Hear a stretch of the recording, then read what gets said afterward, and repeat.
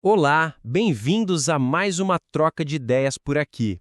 Hoje a gente vai dar uma olhada mais de perto nas discussões das primeiras reuniões do projeto Escola da Sabedoria. A ideia é fazer uma análise construtiva, sabe? Ver o que está caminhando bem, onde tem ponto de atenção. E olha, um ponto que salta aos olhos logo de cara é a sintonia muito forte em torno do propósito do projeto. Isso é, sem dúvida, um ativo valioso. Verdade. Fica bem nítido que existe uma paixão ali, uma motivação clara, né? Essa vontade de responder a algo que se percebe na sociedade. Exato, essa busca por sentido, uma certa desorientação que a gente vê muito, principalmente nos jovens. Uhum.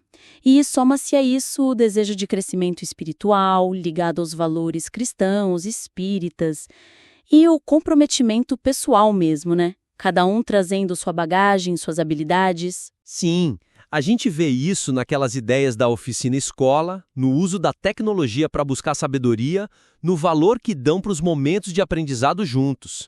É um reengajamento com o conhecimento, né? Esse porquê compartilhado, ele dá uma energia inicial muito boa. Com certeza, essa energia, esse propósito comum é um combustível excelente. Mas, como toda energia, precisa ser bem direcionada, né? Para gerar algo concreto. E é aí que a gente começa a ver algumas questões importantes surgindo, principalmente quando se fala do conteúdo mesmo. Isso. Um ponto que merece bastante atenção é como definir e, mais ainda, como integrar aqueles pilares de conteúdo que foram mencionados. A moral cristã e as 7 artes liberais. A ideia é usar isso como base para tal sabedoria que o projeto busca. A intenção é ótima, mas a aplicação parece que precisa de mais contorno, né? Concordo, plenamente, porque assim, moral de Cristo, 7 artes liberais são universos gigantescos, né? Com séculos de história, de interpretação e, pelo que deu para perceber das discussões, ainda não está claro qual recorte específico, sabe? Qual abordagem particular desses temas vai ser o coração da escola. Fica meio no ar, né? Fica, dá uma sensação de ambiguidade, talvez até aquele desequilíbrio cognitivo que foi mencionado numa das referências. Como é que esses pilares vão de fato virar atividades, módulos, experiências de aprendizado que a pessoa possa sentir, possa vivenciar? Uhum. E talvez o ponto mais crítico aqui para mim é como a cosmovisão espírita, que parece ser a lente principal do projeto, como ela vai conversar de forma explícita com esses dois pilares. Essa conexão ela tem que sair do implícito. Tem que ganhar corpo, né? Exato. Precisa ser articulada. Senão, corre o risco de parecer só mais uma iniciativa de valores gerais, perdendo aquele diferencial que parece ser a proposta, sabe? Faz todo sentido. Essa articulação é chave. E, bom, uma sugestão prática para isso seria talvez dedicar umas sessões de trabalho só para isso, para mapear mesmo, detalhar, olha, da moral cristã, o que a gente vai focar? Vai ser a ética do Sermão da Montanha, a caridade na prática, o uso das parábolas. E das artes liberais, a mesma coisa. Sim. Qual interpretação, qual aplicação ressoa mais com o projeto? Vai ser um estudo histórico, uma aplicação para desenvolver a habilidade hoje? Quem sabe buscar inspiração em figuras como, sei lá, Rabano Mauro, aquele monge que ajudou a adaptar as artes para o contexto cristão, ou mesmo na prática do Eurípides Barçanufo, que já foi citado. Uhum. O importante seria conseguir desenhar um framework, sabe?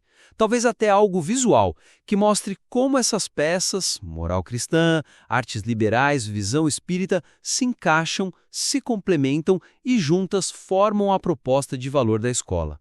E pensando em exemplos concretos para tornar isso mais palpável, imagina definir uns módulos ou eixos temáticos que já nasçam dessa integração. Por exemplo, sei lá, um módulo sobre lógica e retórica para o discernimento ético. Interessante. Pegando ferramentas do Trivium e conectando com a análise de dilemas morais à luz do Evangelho e da lei de progresso espírita, por exemplo. Ou quem sabe algo sobre música e harmonia universal, explorando a matemática, a estética da música, lá do quadrívio, mas em conexão com a visão espírita da harmonia do universo, da sintonia vibratória. Tirando do abstrato, né? Exatamente. E sobre os ensinamentos de Cristo, em vez de só citar, talvez criar oficinas de estudo aplicado do Evangelho. Como viver a caridade no dia a dia, talvez pegando exemplos diretos das ações de Eurípides. E como isso se conecta com os conceitos espíritos que estão lá no material de apoio reencarnação, evolução, mediunidade com Jesus. Poderia ter um ciclo de estudos, talvez, sobre a jornada evolutiva da alma? Poderia, integrando a visão espírita do progresso com exemplos da moral cristã e reflexões que vêm das artes liberais. O ponto-chave é sair do geral e mostrar como essa combinação única gera um aprendizado que é relevante e, quem sabe, transformador para a pessoa. Perfeito. E essa clareza no conteúdo, ela acaba impactando diretamente outro ponto que surgiu forte nas conversas, né? A indefinição sobre a estrutura operacional e sobre o público-alvo específico. Isso parece arriscar uma diluição do foco inicial do projeto. Exatamente. A gente percebe aquela hesitação natural de começo, né? Mas que precisa ser resolvida.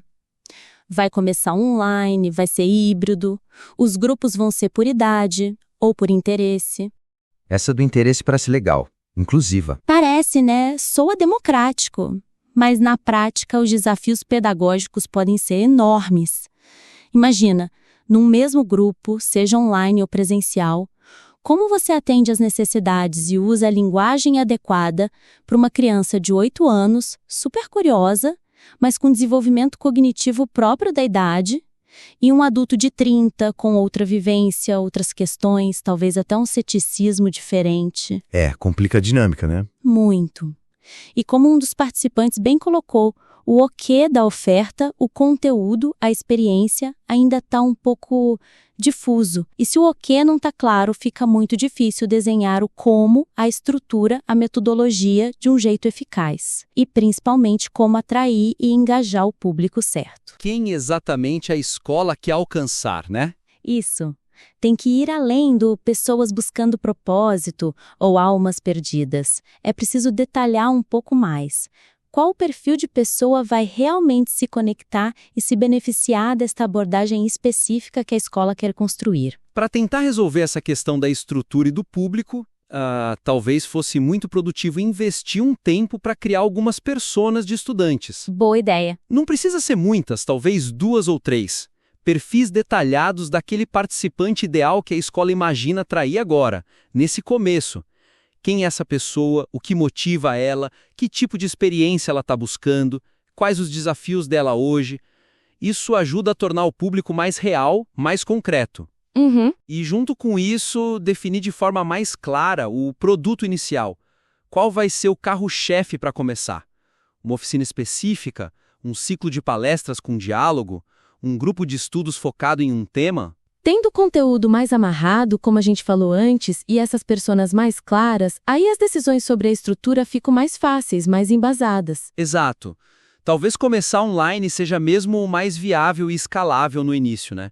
Permite testar a proposta com mais gente antes de um investimento maior numa estrutura física ou híbrida mais complexa. Sim, e a estratégia de agrupar as pessoas pode ser pensada com mais cuidado.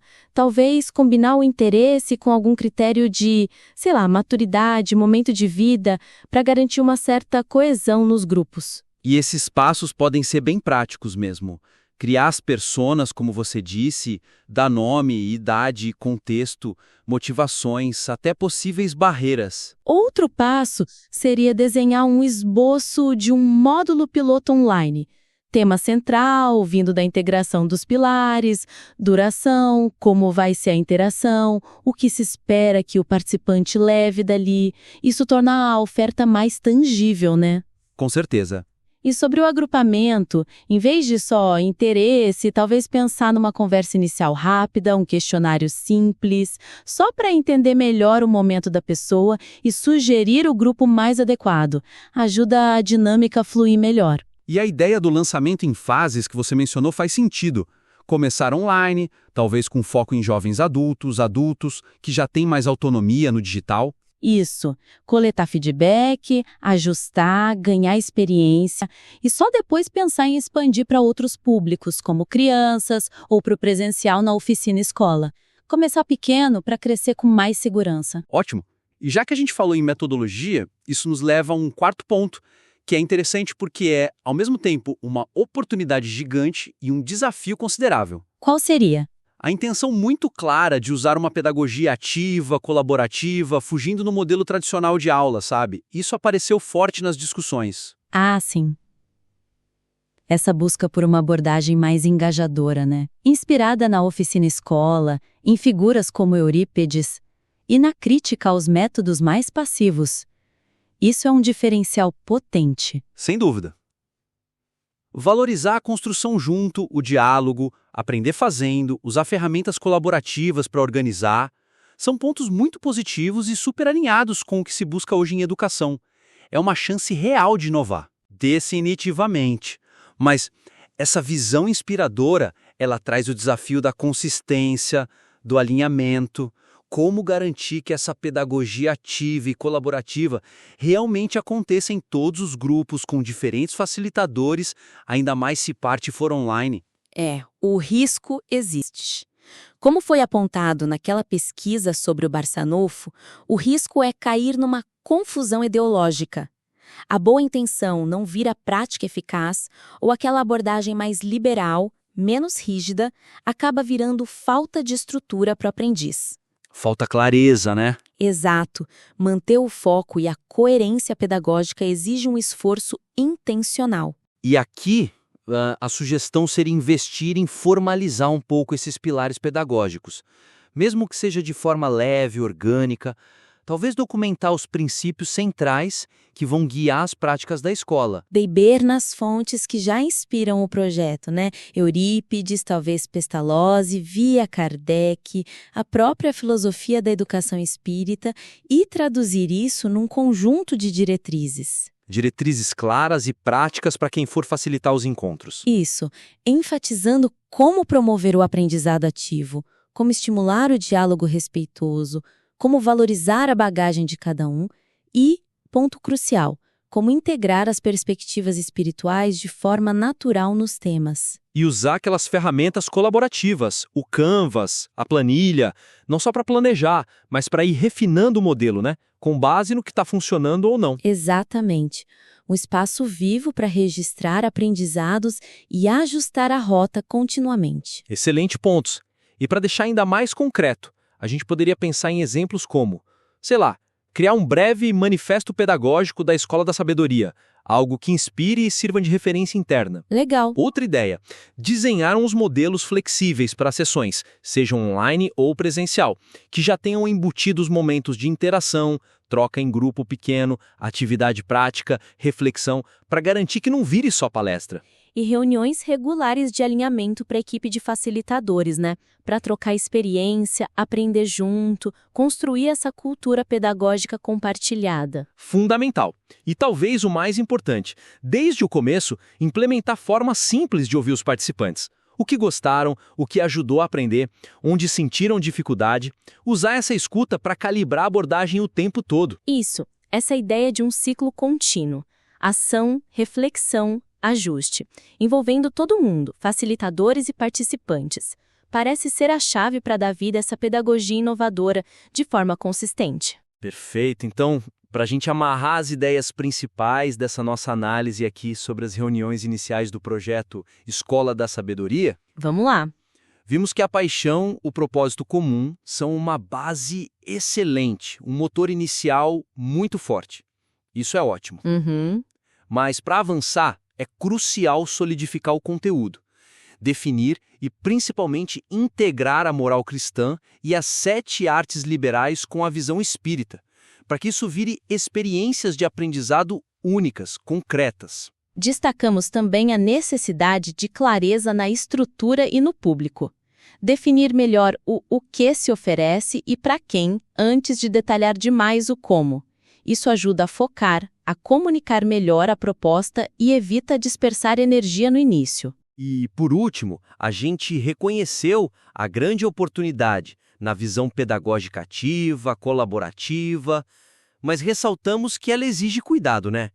Princípios claros, diretrizes práticas, alinhamento constante entre todos, para a intenção virar realidade de forma impactante. As sugestões práticas que a gente conversou incluem dedicar tempo para desenvolver e integrar o conteúdo, talvez com sessões específicas, criar personas de alunos para guiar as decisões, definir uma oferta inicial mais concreta, como um módulo piloto online, e documentar os princípios pedagógicos da escola. Acreditamos que usar essas reflexões pode ajudar a equipe a fortalecer ainda mais o projeto, que, olha, sem dúvida tem um potencial enorme e toca em questões muito importantes para o nosso tempo. Queremos agradecer a todos pela atenção, por acompanharem essa análise. E, claro, a gente fica à disposição para conversar sobre os próximos passos ou analisar planos revisados que possam surgir a partir daqui. Até a próxima!